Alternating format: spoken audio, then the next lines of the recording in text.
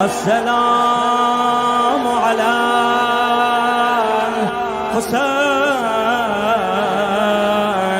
وعلى علي بن حسين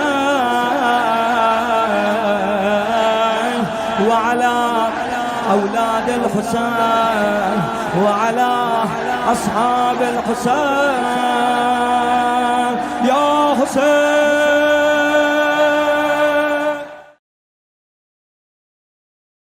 بسم اللہ الرحمن الرحیم. ایک سوال عموماً ہمارے نوجوانوں کے ذہنوں میں پیدا ہوتا ہے، وہ یہ ہے کہ کون سی صورت ہے قرآن کی جسے سورہ امام حسین کہا گیا ہے؟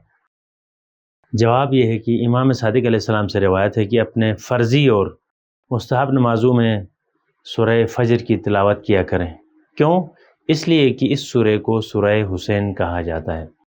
اس کے علاوہ جب امام حسین علیہ السلام اپنے آخری مراحل میں تھے گودی قتل گاہ میں، تو آپ نے پروردگار منان کے ساتھ مناجات کی اور فرمایا خدایا الہی رضن برضاک، خدایا آپ کی رضا پر میں راضی ہوں، میں نے سب کچھ قربان کیا، میرے پاس جو کچھ تھا وہ تیرے راستے میں دیا.